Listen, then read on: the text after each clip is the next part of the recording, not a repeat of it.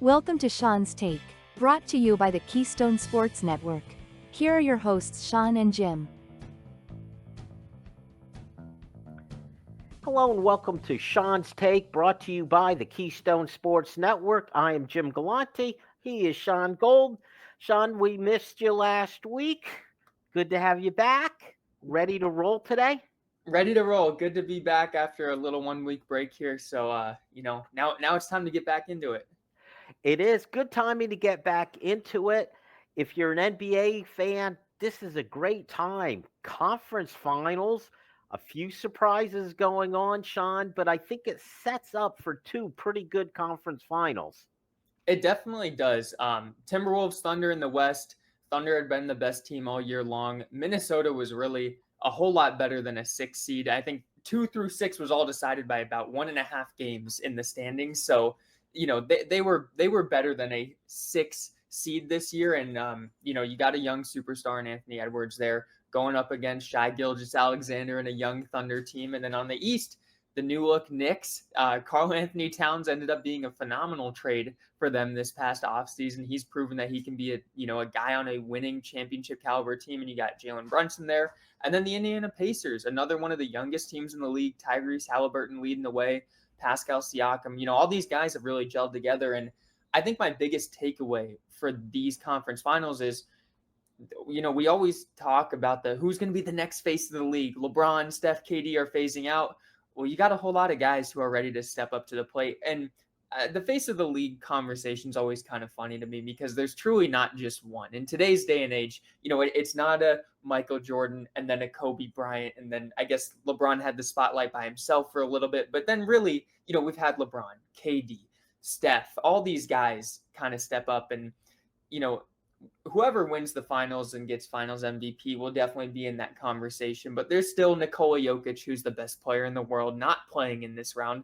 There's still Luka Doncic, a young superstar. There's still Giannis, a finals MVP and a two-time MVP winner. There's a lot of guys who are face of the league caliber, and nobody's going to single-handedly steal a spotlight here. But it is very cool to see these young teams set up in a position to get a championship. I think it's the first time in 7 years that we're truly, come the NBA Conference Finals, going to have a team that has not won it the previous year. So we're going to see a very new title, be hoisted this year, and it's exciting. And I guess my final, predictions in this, I think we're going to see the Thunder in the NBA Finals, and I do have the Pacers beating the Knicks in this series. I think it's going to be a very, very entertaining series, but there's something about this Indiana team.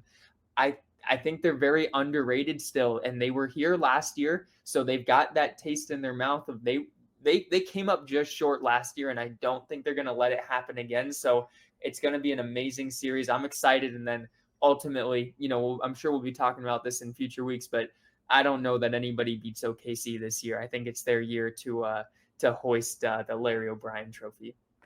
Well, a lot of things going on here, Sean. First of all, I'm not sure the powers that be at NBA headquarters are happy with that there's no Lakers, no Celtics, no Golden State Warriors, with all the familiar names and people like LeBron and Steph Curry. As a sports fan, though, I like when there's that changeover.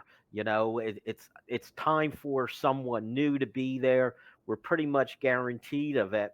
And as far as the matchups, again, I'm not sure Thunder Timberwolves gets people all excited, but old guys like me, when we hear Knicks Pacers, before your time, Sean, that was always a great playoff series. Reggie Miller with the Pacers against just these tough, physical New York Knicks teams. Well, guess what? I'm no New York Knicks fan, but they are tough. They're physical. This is going to be on. I'm East Coast bias. That Knicks Pacers matchup, I'm really anxious to see that one. I think it's going to be a knockdown, drag out.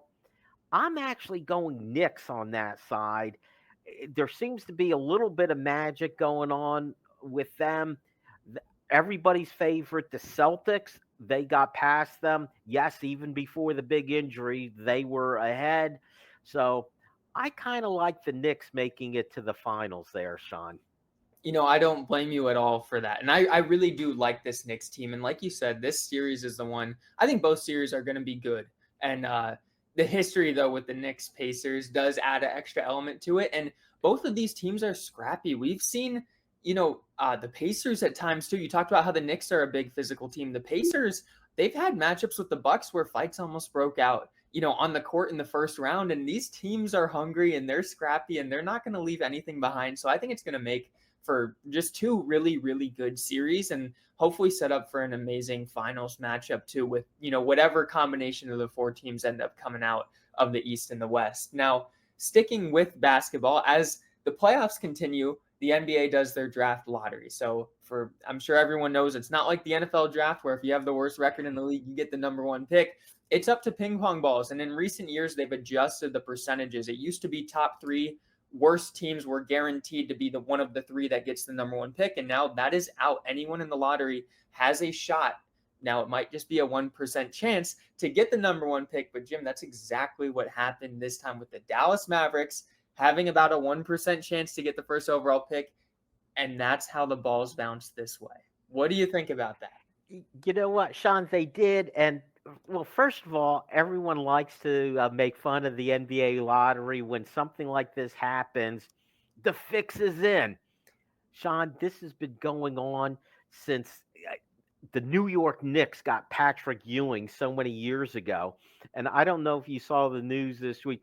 Shaquille O'Neal said that in his year, the commissioner said, "Gee, do you like a cold weather or warm weather?" He said, I prefer warm weather. Lo and behold, the Orlando Magic get the ping pong balls going their way and they get Shaquille O'Neal. What I find fascinating, Sean, is people get up in arms and want to start readjusting when with the lottery, you know what? A 1% chance isn't likely to happen. But guess what? It could happen. This doesn't mean it'll happen next year. Don't overreact. This is, remember, the reason why they chose to do this is they didn't want teams tanking. They felt the uh, credibility, the integrity of the league is at stake and didn't want teams racing to the bottom so they would get that first pick and get Cooper Flag. Well, you know what? Guess what? You wanted to create that atmosphere. It worked. You have Dallas with a 1% chance getting the number one pick, and you get Utah with the worst record getting pick number 5, Washington with the second worst pick record getting the 6th pick. You know what? This is why you set it up this way. Utah, if you were tanking to get that best chance to get the ping pong balls going your way, guess what? It's not always going to go your way. Live with it. And Sean, this should be a lesson to all the teams. Being at the very bottom does not guarantee you that top pick or top 3 pick. I completely agree. And it shows that the system works, whether you like it or not. It shows that the system in place does indeed work. And we saw teams at the end of last year rest a lot of players. The San Antonio Spurs shut down a lot of their roster. Charlotte Hornets shut down a lot of their roster. And you know what? It doesn't need to work that they get the number one pick. So even in this, non-tanking era, teams still try to do it. And on a year like this, that's where it's reminded that, hey, you should not be doing that. You should always be looking to make a competitive roster heading into a season and be winning as many games as possible. And that shows right there that the draft lottery does work because teams tried to boost their chance of getting the number one pick. And you know what? Other years, it probably does come pretty close to working. But this is the NBA saying, we told you not to do this. Now you're paying the consequences. Washington Wizards, like you said, getting the 6th pick after having a awful season and needing a top 3 pick, they're kind of punished for their lack of effort, on building a competitive roster in season and last off season. And now they're in a situation where, it's a pretty top heavy draft this year. We're going to get somebody who hopefully pans out, but we're not going to get one of those top three, prospects coming out. And that hurts them. And as it should for some of these teams that just don't put the effort in. We've talked about in baseball in, recent episodes, like the Pittsburgh Pirates, unwilling to improve a roster. Some of these NBA teams do the exact same thing and just eventually hope that they land a number one pick. And it shouldn't be happening. It's not good for the game. So the Dallas Mavericks with a 1% chance of getting the first overall pick, I think is actually good for the NBA to show these teams, hey, this offseason, actually try to improve your roster through free agency, through trades, and bring a competitive team to the market next year. Don't just try to bank on, oh, we're going to be bad enough to have, a 33% chance to get the first overall pick. And one last thought, even getting the top pick is no guarantee. The Sixers for several years stockpile those picks. Trust the process, Shaun. Guess what? The process didn't necessarily work. So draft well, draft smart, and maybe it takes a little bit of luck also. All right, Shaun, let's really shift gears here from NBA basketball. Let's go to college football. One of my favorite days during the summer and the off season, I know it's also one of your favorites. It's when they come out with the over under, the win totals for teams. It's happened. We finally got it. Let's start with the Southeast Conference. There's always fascinating numbers here. I'll give you just a quick at the top of the league.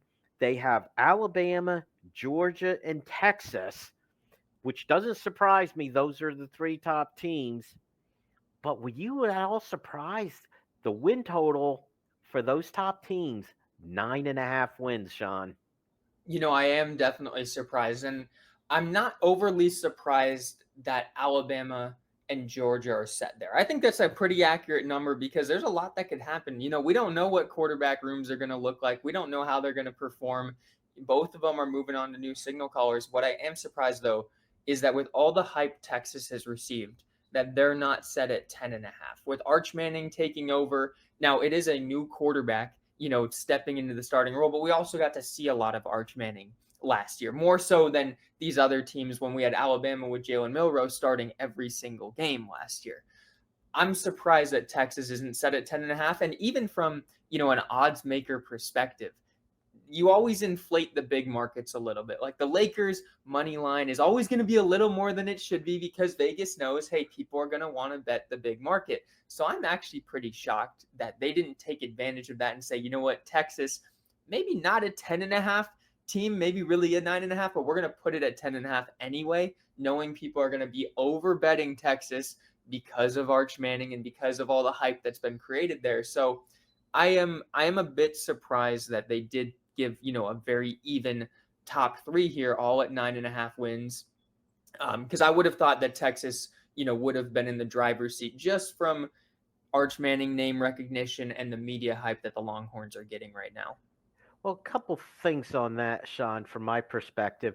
They usually, uh, in fact, I think and we're going to look at the Big Ten next, and every team's win total landed on a half, which makes sense. You want to have win or lose. You don't want to have that push. But if there was ever a team that I would put at an even 10, it would probably be Texas. And I think the deciding factor on this, if you look at their conference schedule, you see and think, okay, that looks more like 10.5. But I'll remind you, guess who they have on their out of conference schedule, Shaun? They have the Ohio State Buckeyes. So I'm sure that played a huge factor in them being at 9.5. I those it did stick out to me, and like I said, we'll get to the Big Ten where there are three teams at 10.5 in the Big Ten. So that surprised me a bit. It didn't surprise me the order: Alabama, Georgia, Texas at the top with 9.5 wins. LSU, Ole Miss, Tennessee next at 8.5. Was there anything else in these win totals that surprised you in the Southeast Conference, Shaun? I think I'm more just questioning I have a lot of unanswered questions on, there's a ton of quarterback turnaround that we're seeing right now. So if I had to take a team that was not in the top three that I think will elevate into that, it would probably be LSU here. They have a returning starting quarterback, and that's not what Ole Miss can say with Jackson Dart gone. That's not what Tennessee can say with Nico Yamaleva, transferring out. So I think it's a very hard conference to predict right now, just because the past couple of years we had a little bit more reliability at quarterback. We knew, from the prior year, hey, we had Jalen Milroe starting. And we had Quinn Ewers starting. We knew what these teams looked like, and now we really don't. There's so much turnaround going on right now, which is why LSU stands out to me as a team that I think could overperform expectations, just because you know what the offense is going to look like, and you can't say that for a lot of these teams right now. Yeah, that's a good point. That's the big variable, and there has been throughout the country that turnover at quarterback. What I also find interesting in the Southeast Conference is how there are teams bunched, not quite the middle, but the a little above average. LSU, Ole Miss, Tennessee, Auburn, Missouri, South Carolina, Texas A&M. That's a bunch of teams. That's 7 teams listed at 8.5 wins or 7.5 wins. Sean, is there someone among that group that impresses you? Yeah, from my initial rundown, South Carolina was a team that stood out. They played some very competitive football last year, and I wouldn't go into saying that I think they're going to be an 8 or a 9 win team, but they are a team that can pull off some upsets. And then actually looking even a tier lower, Florida is always a team that seems to underperform expectations, but Billy Napier, I thought he was going to lose his job multiple times in Florida, and he's still around there. And another team that we have seen when they play their best, they can hang with the big dogs. And I'm not saying they're going to be able to, but that's another team who 6.5 wins, they could end up being an 8 win team if they really start clicking. So that's why this is so much fun, because we know the top heavy should all Texas, they should be a 10 win team. Like you said, they're kind of 10 on the dot would be their perfect line right here. But there's some of these other teams kind of lurking in the shadows that aren't going to get talked about as much, that I think could end up being very competitive this year. Definitely. My one note on Oklahoma and Florida, who are at that 6.5 game mark. I'm not sure it's a total reflection on the team, but if you look at schedules, Florida had the absolute crazy tough schedule last year. Mhm. And if you look at Oklahoma this year, who also had a tough one last year, they've got LSU, Ole Miss, Alabama, South Carolina, Tennessee, and Texas on their schedule. Not going to be easy for them, Sean. How about we shift gears to the Big Ten? And interesting, similar to the Southeast Conference, there are 3 teams at the very top, which are Penn State, Ohio State, and Oregon. I don't think that's a surprise to anybody. But and as opposed to the 9.5 total for the Big Three in the Southeast Conference, the Big Three in the Big Ten, they are at 10.5, Sean. Yeah, and the team that I think Penn State, Ohio State, perfectly priced here. The team I'm really interested to watch this year is Oregon. Last year, they entered the Big Ten. I believe they were a top 3 ranked team heading into the season already, and they had Dylan Gabriel, transfer quarterback coming in, who was amongst the best quarterbacks in college football during his time at Oklahoma, and was a hot commodity on the market. So I'm very interested to see, is Oregon now going to have that? Will this be their welcome to the Big Ten type of year, where, hey, they were kind of, the best team that transferred into the Big Ten, that USC fell apart, UCLA fell apart. We saw a lot of teams struggle, and Oregon went undefeated in the regular season, and then the playoffs happened and they didn't look the part. But I am wondering, is Oregon going to repeat what they did last year, or are they going to be? I wouldn't be surprised if they fell off and they're an 8 or a 9 win team, which clearly would be underperforming the expectations here. So that's the team I'm a little worried about. Super confident Ohio State is going to be right back, even with some turnaround. And then Penn State, we've talked about it before, getting a lot of starters back offensively, is such a big deal. And I think Penn State is going to be right in that national championship conversation. And Shaun, and I'm sure through the summer we're going to look closer at these teams and the schedules when looking at these win totals. But it always strikes me whenever I see something that maybe that looks out of place, I take a look at the schedule and often go, "Oh, okay, there's probably why." So when I look at Oregon and think, "Boy, they lost so much talent," maybe that's a little bit high for them. But then I look at their schedule. They don't have Ohio State this year. What they do have is Penn State on the road. They're out of conference schedule. They don't have that huge test. They do play, I believe, Oklahoma State, Oregon State. So those are nice games for out of conference, but I still expect Oregon to win those games. But the question becomes, where is that second loss going to come from for Oregon? Is it Indiana, Wisconsin, USC? I'm sure Oregon's going to be favored in all those games, Shaun. So I still think of them as a 10 or 11 win team.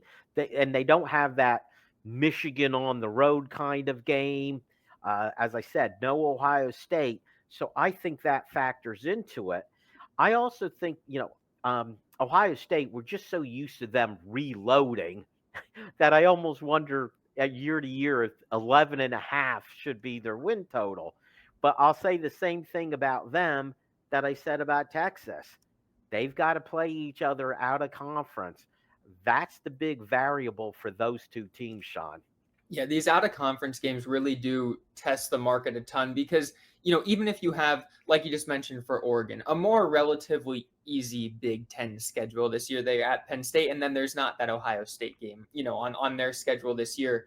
You still have to go through the Big Ten, and there's still a chance that, Indiana could pull off the upset, or even their in-state rival, Oregon State. That can always get crazy and end up in a loss there. But when you do schedule a harder out of conference, you really do, first couple weeks of the season, have to show up. And Oregon last year, if we remember, did not look like a top 5 team the first couple weeks. I know they almost lost to Boise State, almost lost a couple other games, and then they started to get rolling. And that's not to go back to Oregon again, but if they start out like that again this year, I don't think they're surpassing this win total because they had the talent and it all fell into place perfectly last year. I don't think they're going to get, lucky. I don't know if that's the right word to use on this, but lucky enough to win all these really close games before they start figuring it out on how they want to play football. And then one team I do want to highlight in the Big Ten too, that I'm very curious about, and I want to see if you have much take on them, is Indiana. Are they due for regression, or is this a legitimate program that can continue to step forward like we saw them do last year? Well, I think they're gonna regress some. I found it interesting.